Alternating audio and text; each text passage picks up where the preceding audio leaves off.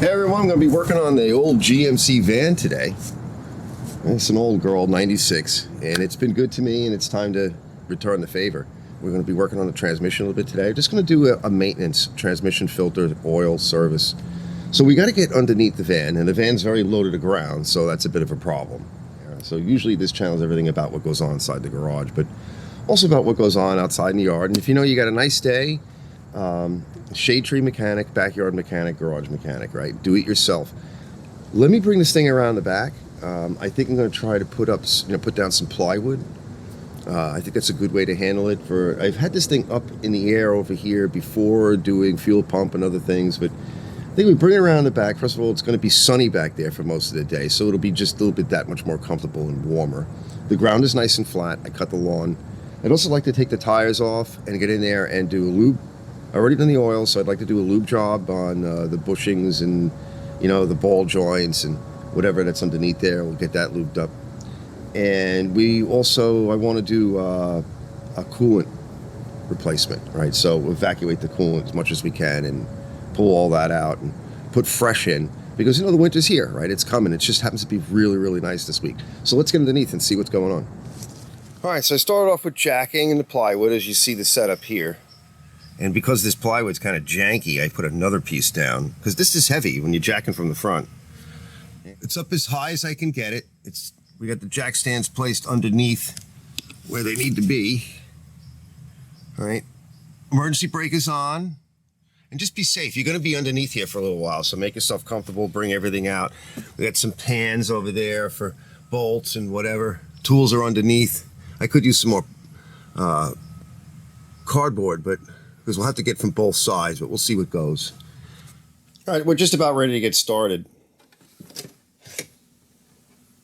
That's supposed to be the correct filter. Now, I'm ready to go outside, so I've got 1/2-inch deep socket. I have a regular 1/2-inch socket, a couple of extensions, even a wobble extension, just in case. A little stubby to put things back. I've got my pneumatic ratchet, and I've got this zip gun here. So, and a bunch of, we've got gloves and rags. Don't forget, I got a lot of rags to bring with me. Blue towels, which would be good for when we put it back on, and paper towels. And let me get another rag. Let's go outside and get comfortable.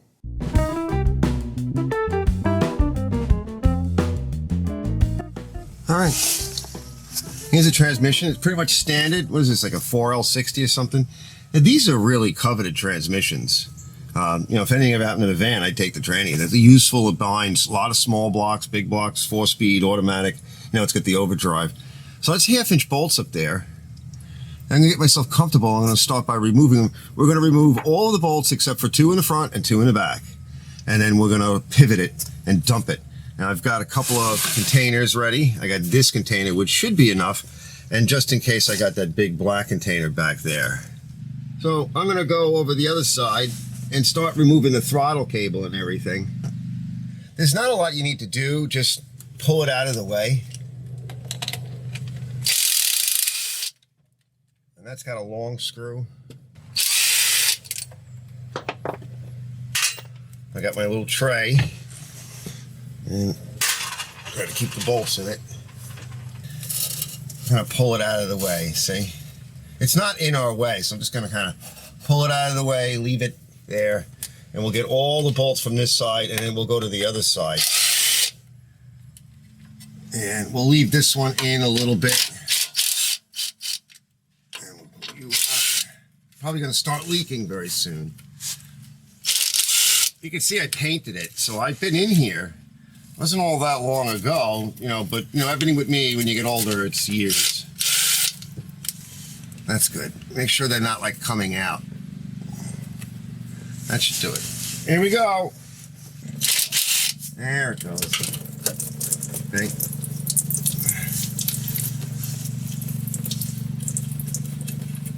It's going to keep coming.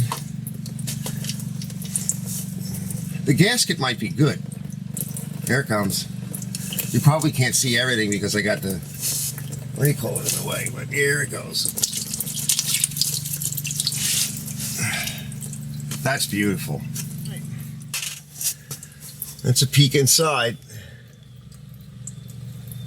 All right, now we're just going to splash it a little bit because it's still a little heavy. Okay, and we're going to spill it out the rest of the way. And that's it. We'll just let it drip for 15 minutes or so, and then we'll pull it down. We'll wipe it off with some blue towels, a paper towel. We'll use a paper towels because we're going to be replacing that hopefully. And I got to take a look at it. There's a little bit of junk on the filter. I can see it. Let's take a look at the rest of it. That is not bad. It's a little dark on the bottom of the pan. There's a tiny bit of sediment. See? The magnet is pretty clean. She looks good. It's a good time to do it before you have a lot of issues. And this gasket is rubber, which is nice. So we may reuse that. It's been glued down. It's not in bad shape. Now you can see when you start wiping with a towel, see all that silt, right? That's clutch material and other things. So that's why I say you got to get this good and clean. But she's in really nice shape, right? Because I was in here, you know, at some point. That's why it's good to do it again.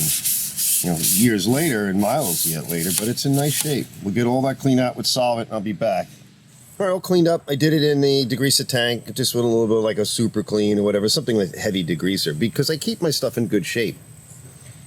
That's all nice and clean. That magnet's clean. I'm going to reuse this gasket. There's no signs of depression, you know, pimpling or whatever. It's in really nice shape. I suppose if you wanted to, you could smear a little bit of RTV on it, but I don't see why. It could just wind up getting inside the transmission. Now this is high tack. What I'll do is I'll put high tack down and to stick the gasket in place, just so to make it easier to assemble. And it offers a little bit of additional sealant, but mostly if the pan's got to be straight and clean. A lot of times I will pressure wash the area before I work, because that's me and it's my stuff. We're ready to put this on. I just checked the filter. It is the correct filter. We'll go underneath in a little bit and we're going to swap out the filter. All right, it's been dripping for a while. All right, now there is a seal that comes with this. By the way, I can see some goop in here. There is a seal that comes with it up here, but I don't recommend replacing it unless you have a problem with it. And we'll talk about that in a minute. We should be able to just give it a pull straight down and it will go. A little bit of rotation will help. Right? And it'll come. It's pretty long, this tube, so here it comes. That's it. And let all that just drain out. And we'll take a peek in there in a little bit. Now, I've already been wiping with blue towel. The seal's up in here, but it feels real good, so we don't need to replace it. Blue towel, wipe around the edges, you know, the gasket area. That's why it's nice to actually clean around this area. If it's your truck, you know, give it a pressure wash before you start. And this is the new one, so I'm just going to take a little bit of tranny fluid, used tranny fluid, just to wet the area down a little bit. There we go. And we're just going to push it right up in there, careful. That's it, it's in.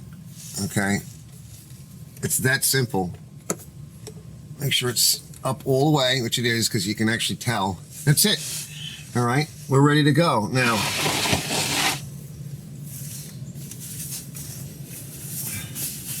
put the pan back. On this vehicle, it's pretty easy. Everything's pretty easy to do. So we already have 2 bolts, basically captive. So we're going to use those to get started with. And hopefully we can. It'll be in your way. We'll grab another bolt for the back here and just find an easy spot to put a bolt to start off with.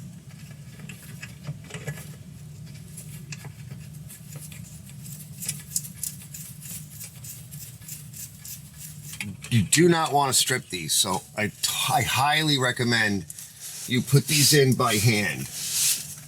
All right, just very gently.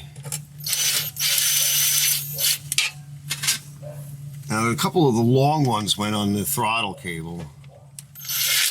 Oh, that's not working. See, that one's not going to want to go. We're going to do that one by hand.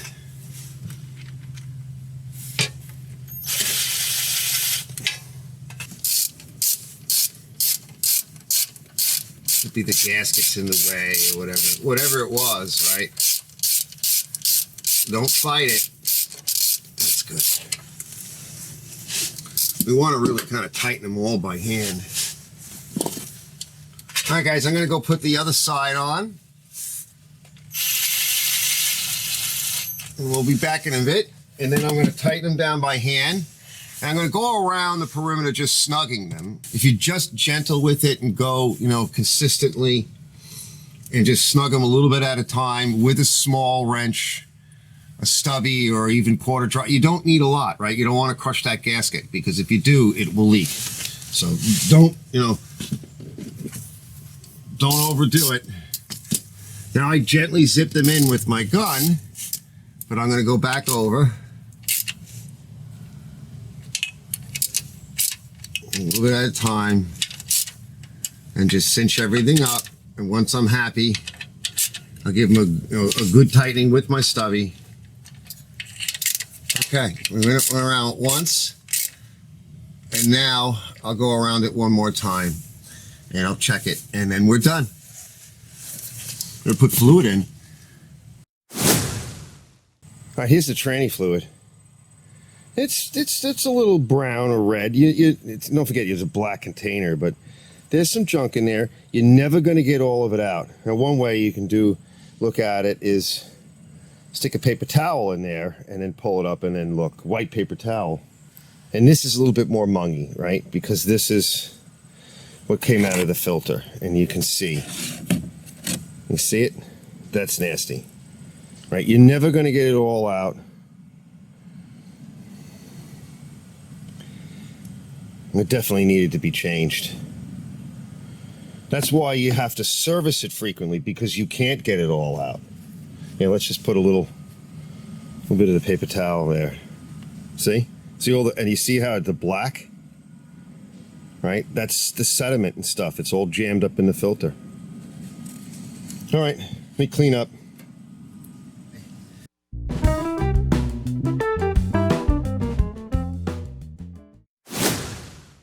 So I'm going to do the fuel filter, and you're not going to be able to really see it, but we'll get you a better look in a bit, because this is in the way.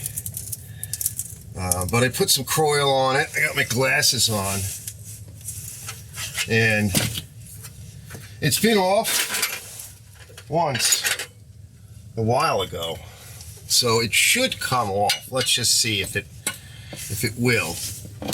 And I'm gonna get all this junk in my eyes, and it's been needing to be done for a while. Let's see. All right, it's not really moving. No, it's gonna probably break the line. Yeah. Let's see if the other one will work. See, that's the problem with these. The lines start to go, and then you have problems. That's why I don't like to do it, right? It's a bundle of horror. Let's see.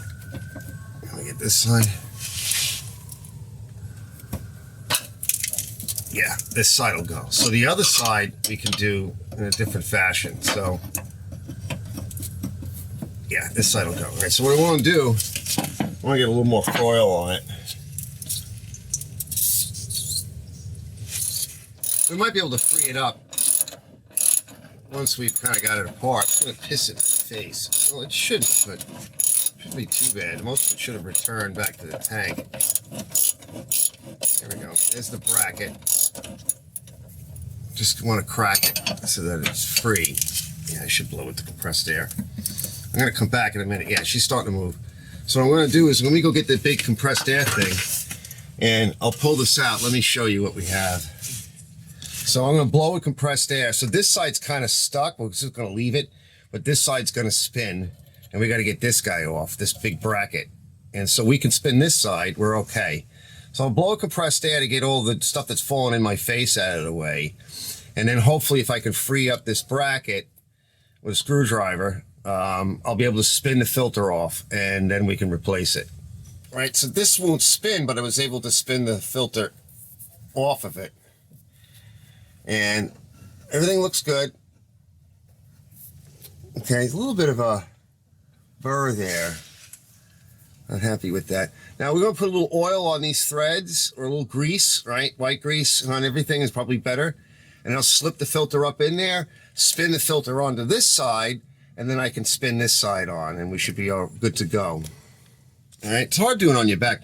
What I'll do is I'll mark it. It is marked, but it's hard to see when you're underneath the car, so I'll remark it just so I know. And then when I'm done, right, I can confirm, because it's easy to get confused when you're upside down. I'm confused when I'm right side up. Yeah, she's been around a while. The goop came out. Look, there's some junk in there too. All right, chuck that. Next. 1 hour later. All right, guys, it's getting to be, afternoon, but we still got a couple hours left. And the sun, I got about another hour and a half, 2 hours. So I'm going to pull the tires off, and that'll make it a little bit easier to get into the ball joints. Now it's time for a lube. I probably don't need to do this, but it's up in the air, and it's a good time to do it. So let's get started. I'm going to go grab some food.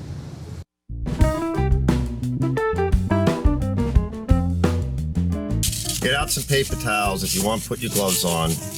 Wipe off all of the joints, good. When you're done and before, you don't want to be pushing any filth into your ball joints. But no matter what you do, right, it's a messy job, but it'll go quick. All right, let me get some in that one. We'll come back and we'll get some into our idler arm over here. See that one there.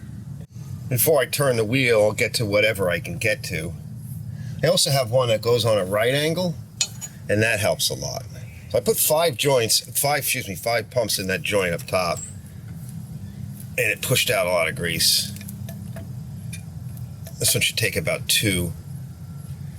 Yep, 2 will do it. See, oh, it's oozing out. Awesome. And then I always go in there and I try to wipe. Yeah, it's getting out the grease. Yeah, we got some good grease coming through.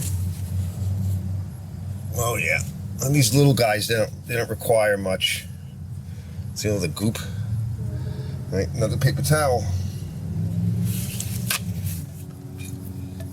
Yeah, 2 pumps will do it. That'll push out a lot of it. There we go, see? Joyous. Then I have to turn the wheel, but before I turn the wheel, I'll go to the other side and see what I can hit. I think 2 pumps will do it on this one. Yeah, because it's still sealed well, so I don't want to blow out the seal. But 2 pumps is plenty on these little guys. All right, so I went around with all this with the straight one first to get to all of the joints I could reach with the straight, and now I'll use the right angle and try to reach up in here. I know it's not going to be easy for you to see, but there's quite a number of joints on these trucks. And 2 pumps there should do it. Another reason to do it is because the grease gets pushed out of the way from being moved. And then you wind up with an area where there isn't any grease, right? Ultimately. Even though you kind of filled it and you do it every year or whenever you do it.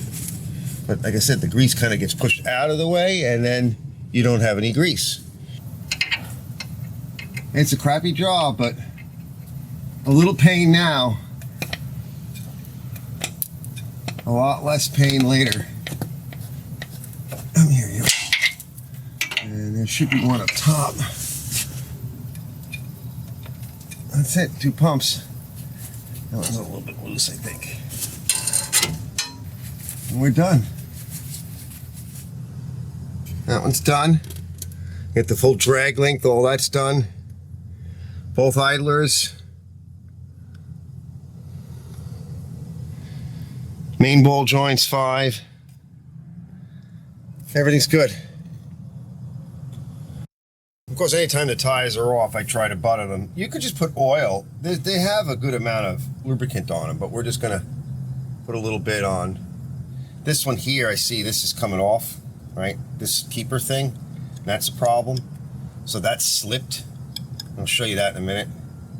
So we may want to address that tomorrow and find out what the hell's going on with that, because that's not good.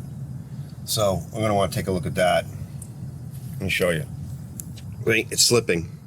Now, it's not a big deal, but we should address that tomorrow. Don't forget to put a little grease around there, right? on the center locator, right? Because it'll make it easy for you to get your rim off. Now, I put a little coil on everything, so it'll be a little easier tomorrow for me to get that apart real quick, and we'll just reassemble it. It shouldn't be too bad. Hopefully everything's okay. But that's tomorrow. All right, guys, end of the day report. So far, so good. Most everything is done, but we just found that little issue, which isn't a big deal, but we're going to want to take care of that, especially if the inspection guy sees that. He may not like it. I'd like to do the coolant, but looking underneath, I can't find any way to drain it. The only way I can see is go from the top, which is all right, but we got to take some of the plastic off on the top, including the air box. Yeah, it almost makes you not want to do it, right? That's the problem with vans. With it lower, I should be able to reach in there and somehow remove the hose, which is what we're going to have to do. And then we can flush out the coolant. I'd like to clean it, maybe throw a little like cheesy wax on it or something, vacuum it out. It's pretty nasty inside, give it a good wipe down. So it might be 3 days. I mean, I haven't given it any attention. And, you know, my daughter had a party a week or so ago for Halloween and everything, and somebody threw up on my van, right? Somebody's leaning on the door, probably going, oh, yeah, it was all over. And I got to clean the van. See you guys tomorrow.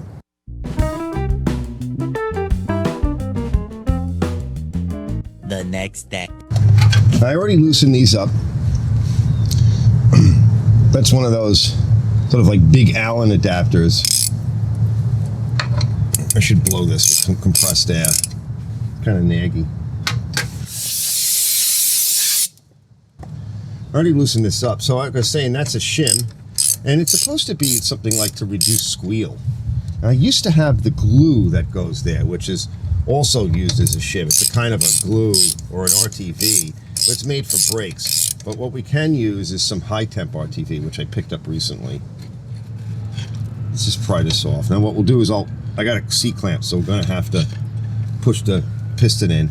And whenever you push a piston in, make sure the other piston is loaded, like the caliper is on, or the brake shoes are on the other side, because you'll push it out the other side, it'll blow out. My arm is probably in your way. It's coming.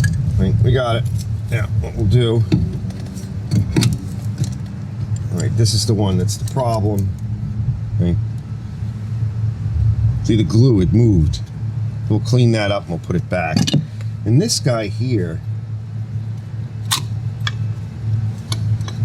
what we do is we'll just turn around the other way real fast and see if we can put our clamp on it. And see if I have the correct size clamp. Oh, yellow jack, go away. They're just looking for stuff.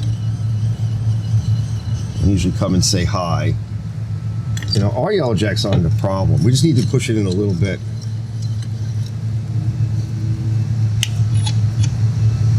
Just a little bit. A little bit more. That should do it. Just to make it a little easier to assemble. Now what I'm going to do is I'm going to go clean that part. That little shoe there.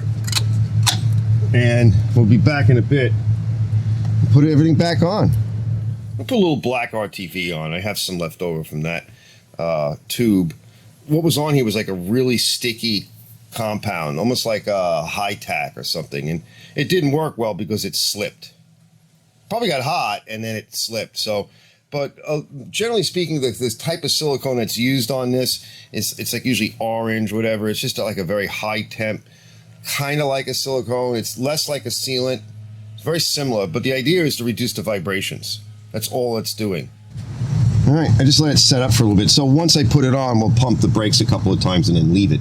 And by the time, you know, I go to use it, right, this will be dry and it won't be an issue. Now, the only thing I'd like to do is let me go get a little bit of grease. Let's just put this on.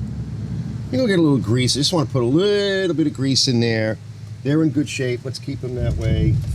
And I'll put a little bit of grease on the tips of these guys, and then I'm going to tighten it up, close it up.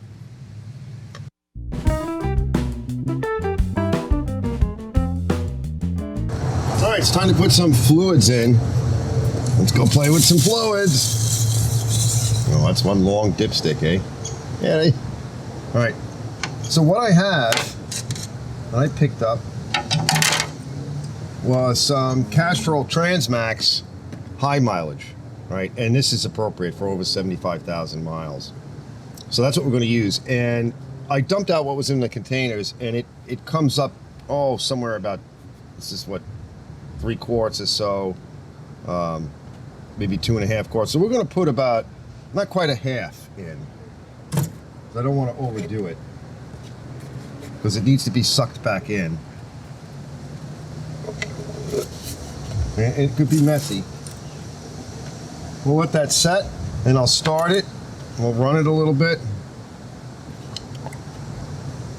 and I'll come back and I'll check it. So that's it. We're basically done. We don't want to put too much in.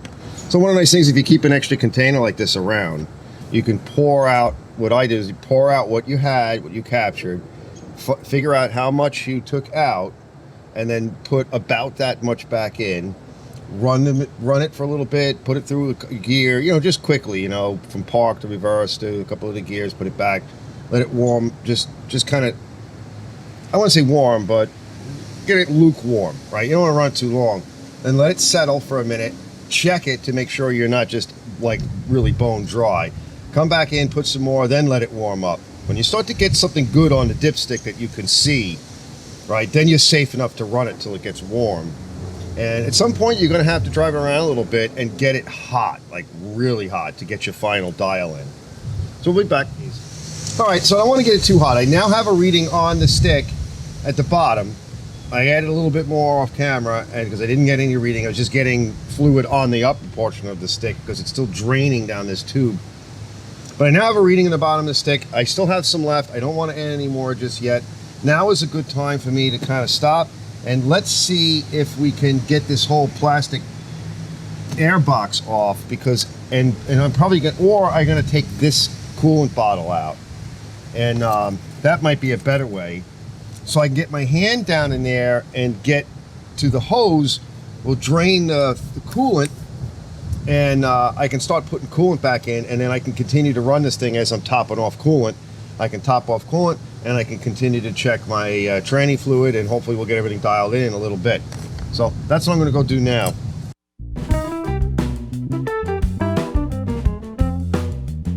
Put a bucket underneath it, and we'll evacuate it now. So I think this is the strategy for these vans. Just reach down in here and get to that clamp. All right, so I have about 4 floating balls. Actually, one of them starting to sink. So with 4 floating balls, it's 225 degrees Fahrenheit and negative 25 degrees, you know, temperature. But one ball is sinking, so with 3, we're negative 10 and 222. So it's starting to get weak, and that's why I want to change it. Plus, we don't know what there's no way to measure the level of the anti-corrosion properties, but I know it's getting old. We don't have to do a full flush. It looks pretty good. I'll show it to you in a minute. So we're done. It's all emptied out. I'm going to put everything back. Okay, because we were a little bit low in protection, I'm going to add some concentrate in, and we'll start off with that, and then we'll top it off, because this is a big system, right? The cooling lines go all the way to the back, and there's another radiator back there for the rear heat, which is quite nice.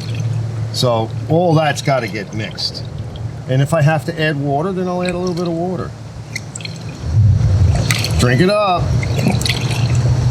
Add a little bit of, I'm going to add a little bit of 50-50. Put a little 50-50 in here. And we'll put a little 50-50 in there. We got to run it too. I added more. Bubbling in the top. Put it a little over the full line here on the tank.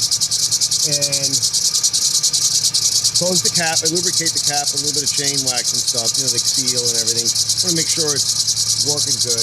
Turn it down, get it tight, and then we'll let it run for a while, and we'll add from here, okay? So when I opened it up, right, the bladder had slipped off. So I'm glad I checked it. Now, one of the things that we can do, all right, you can suck this out and then replace it with some fresh, and that'll actually help it, because brake fluid pulls water in. It's hydroscopic. So by doing this periodically, right, you can actually keep your brake fluid nice and fresh, keep everything working good, and reduce the chance of rot from the inside. So that's what I'm going to do now.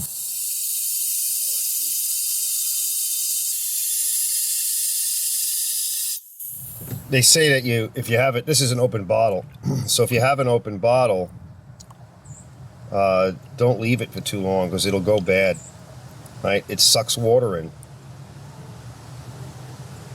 All right, let's just get it to where we need it. A little bit more. Pouring with my left hand, so that's all. All right, let me wipe off the bladder and cap, and we'll put that on. That should be good. Give it a splash. I won't have to think about that again for a while. That's the stuff that came out, right? So it's pretty much clear. Like this is like gasoline.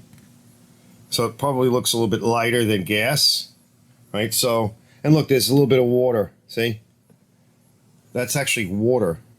It's entrained. What do you think, guys? All right, it's all done. I cleaned it. I hand washed it. I didn't feel like dragging out the pressure washer.